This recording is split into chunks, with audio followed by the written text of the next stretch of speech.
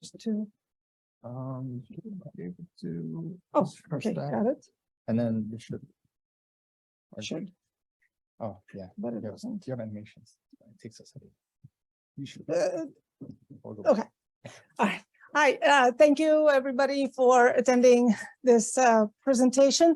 This is my first time at the conference, and actually it's the first time of doing a presentation in an academic conference. So, New York City. You associate New York City with large populations of people, but also New York City is a very rich ecosystem of all kinds of wild animals. But we're not going to talk about wild animals. House sparrows, I don't know how many of you know who they are. These are birds that are very ubiquitous. They are considered, they're called invasive. And remember, we were talking about invasive versus introduced. I wonder if by the end of this presentation, you would also switch with me to calling them introduced. I wanted to ask you, how many of you have heard this rhetoric? These birds take away the nests of the native birds. They destroy and kill them. They should be all exterminated for it. How many of you have heard that? Right? Yeah, okay. Does that rhetoric sound familiar from last century? Yes, I mean, we've heard that rhetoric from somewhere. So that rhetoric also resulted in quite a few calamities in the world. And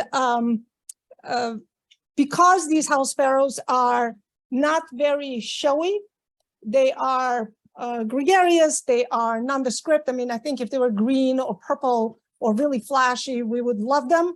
But right now they are sometimes called flying rats. And so they are uninteresting very often to people who study wild animals or urban ecosystems.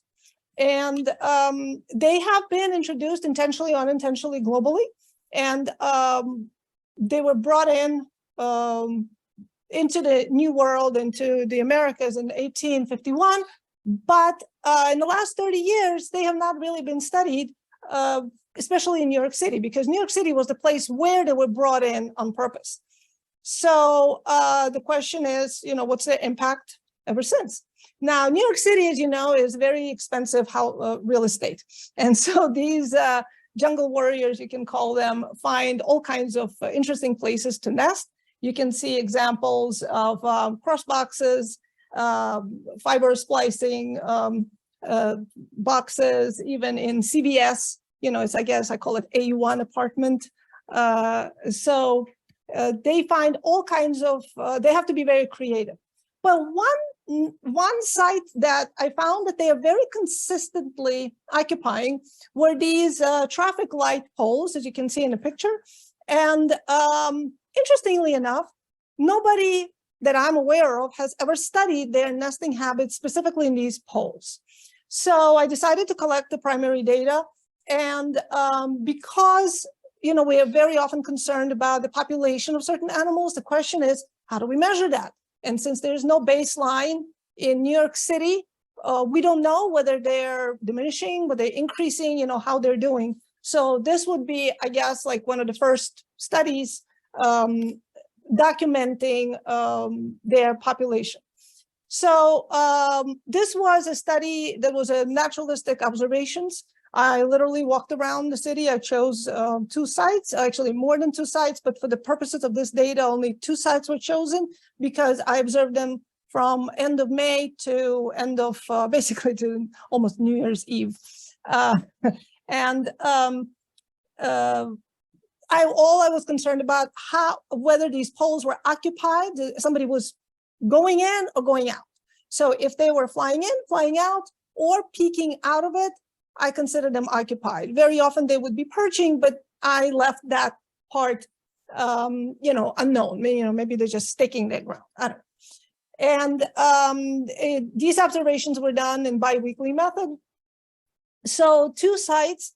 I would like you to really look at some of these numbers. So in the Queen site, the area was a bit under 1 square kilometer.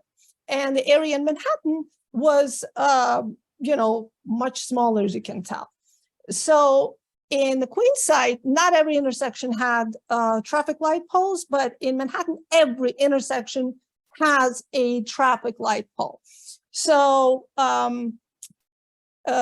in Queen site, that area contained 58 poles, and in Manhattan, it contained 40 poles. So we'll get back to it. Just keep that in mind for the next one. So what were the main takeaways from this study? I wanted to know whether because sparrows are very versatile nest builders. They can build freestanding nests. They can build cavity nests. They can build nests in crevices. And there's even a documented account from, I believe, 1889 in Washington, D.C., where this observer observed that sparrows built these gigantic, big communal nests in street trees, and it really upset people. So they started to destroy it. And so the sparrows changed their tactic and started to build cryptic nests on the sides of the buildings with ivy. So it shows, very few birds, whether they're urban or wild, have such versatility and adaptability to change the nesting. Imagine a bald eagle nest, instead of being like weighing several tons, fitting into, I don't know, like on a windowsill somewhere. I mean, that's kind of the variation. So what was interesting is all of the poles that I surveyed, and there's probably about up to 200 throughout all kinds of parts of the city in this period that I had personally observed, none of them contained any other bird other than the house sparrow. None. And that was surprising. I was expecting that, I don't know, some other native birds, they see a hole and say, hey, New York real estate, I don't care, I'm going to live in a tiny home. Nope. Apparently it was not good enough for them. But then again, where do we find traffic light poles? I mean, we don't find them in the middle of the park. We find them in the middle of the street. So I've seen 12-lane boulevards, and there's a pole in the middle, there are two poles, and they're both occupied from two sides. So there's two nests in them, and sometimes in the arm of that pole. What self-respecting native bird would choose to nest in the middle of a busy street, right? Okay, well, I wouldn't, but okay. So another thing that I found, which was interesting, because very often, we think of birds as cute, fuzzy, and, so pretty. They're dinosaurs, they're killers, they are murderers. I mean, all of them. And one of the reasons why bird rescuers actually put on fencing masks when they say those, oh, pretty egret, oh, pretty heron, because they will poke your eye out and stick it outside your skull. And I'm not joking. I mean, you see a seagull on the beach, it will take your eye out and rip your face off in a heartbeat. Okay, I mean, they swallow rabbits whole. Okay. So why do I mention this? And that's because very often house sparrows are accused of being super bullies. But again, well, have you ever been dive bombed by a blue jay? Have you ever been attacked by crows? No, okay. And these are like tiny, but I mean, they're anyway. So what's important here is that I found one pole that was occupied on two sides by house sparrows, and on top there was a starling nest. And what was interesting is there was no conflict. They were flying in and out at the same time in a very close proximity to each other, which is very significant. I've seen mourning doves, actually mourning doves are super bullies, perch on these poles, and the sparrows didn't mind. On the other hand, I have, I have witnessed, so let me get back to this. So what I found was that the queens, what you're seeing is, broke it down into three categories: total occupancy, July occupancy, and what we call an off-season occupancy between August and December. So the total for queens was higher, and it was significantly lower overall occupancy for Manhattan sites. In July, they were comparable because this is like a very prime breeding time. So they're going in and out. I mean, they can't leave the babies alone for too long.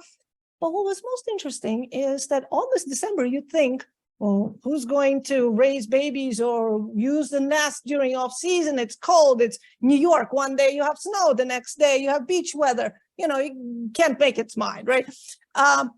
It was not a zero. It was actually occupied. And in Queens, we had an average of 23% occupancy. You know, what's going on here? Like, I don't know, but they're doing something. I mean, there's these female sparrows are working extra hard in off season, I guess. So some things that you might not know about house sparrows is that they have been with us for 10,000 years. There's somebody that did a genetic study and that they have kind of co-evolved with us. They follow us and they don't occur in the wild. Like if you go into Catskills, if you go into any kind of wilderness, I dare you to find a house sparrow. I double dog dare you, because they do not leave human settlements. They hang around humans. I want you to think about, in that context, invasive, introduced, bullies, taking away nests, right? We should exterminate them, right? Like in that sequence, think about that. So what's interesting is that let's look at that pole. Look at that picture of the pole. And this is unique pole to New York City. I mean, who would have thunk? You know, poles, traffic light poles, who cares? Apparently, New York City has super special poles, and they're called M2A. Why do I even know this stuff? But apparently, this is a thing, and there's over 13,000 poles in New York City. What was interesting in the study that not all poles were occupied at all times, but all of them ended up being occupied at some point during the study period. All of them were occupied at some point, right? So this gives you, and what's interesting is that why did I call it fidelity to the nesting site? Because Queens, what is the density? Like, for example, the area that I surveyed, the density is 67 poles per 1 square kilometer, right? Okay, well, I mean, it's a residential neighborhood. It doesn't have that many poles. In Manhattan, comparably, you're going to have 508 poles per square kilometer. So are they showing fidelity to an area? Are they showing fidelity to a nesting site? Okay, so, and that's something to think about. This is a breakdown by pole, and the division is by avenues, like long streets. In Queens, there's the first two have higher averages because they're, I mean, I don't know whether it's because it's closer to a park or not, but in Manhattan, in the context of density, it's also kind of surprising that despite the density, it is such high occupancy. So globally, house sparrow numbers are declining, both in introduced areas and in native areas. And this is concerning because they are in such close proximity to us that they can be used as bioindicators of health. So are we doing something? I mean, like, what is the connection between their decline and our health? Okay. All right. Okay. Hello. All right. So I don't know whether it's the same birds that are nesting throughout the period. That I had not studied that. And I wanted to also mention that Dr. Kevin Wu is this was my project, but he was my mentor, and he was instrumental in making this happen. And there's a professor, Catherine Gleason, I wanted to mention everybody, Dr. Suzanne Orl, my husband, daughter, and of course, you know, I don't know if you've ever experienced, but I have had cats walk around my keyboard and erasing all my data in the past. So I wanted to make a special acknowledgement that this did not happen this time. And this is like an event. Okay, thank you very much. If you have any questions, do we have yes?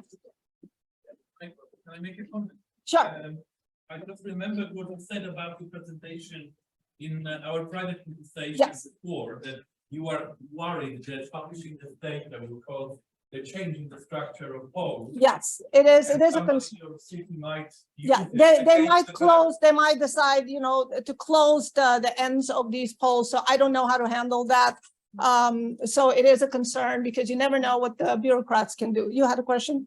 Yes, is there a term for these species that live basically off of us, but no? Yes, commensal. These are called commensal animals, but synanthropy is basically just a general term for close association, but commensal basically means a kind of dependence without necessarily parasitism. Kind of, yes. Yeah. So I was wondering why people have sparrows so much. Like, is there any evidence that it harms like? Well, that's exactly what I was trying to show, that the sparrows are not competing, that native birds are not competing with house sparrows in these sites in New York City. So therefore, because the data is lacking, a lot of mythology kind of grows around it. But this data shows that they are the only ones that are nesting in these sites and they're not displacing native birds. All right, you had a question? Yeah, I lived in Queens for quite some time, and one of the things I knew was that we had a flock of parakeets that lived wild, and so I know you said they don't compete with native birds. What do they do with the non-native? They just never cross paths with parakeets because parakeets build huge communal nests, and they're usually in Brooklyn. Yes. I just wanted to know if you have tried to record the perceptions of the locals. Well, I haven't gotten that far. I mean, this is the beginning. And as I said, nobody that I am aware of has published or studied this particular, where do they nest? I mean, they study some other aspects, but New York City, surprisingly, is very understudied in terms of house sparrows. So maybe there are some studies on perceptions, how perception of birds, the proximity to birds affects people's attitude toward conservation.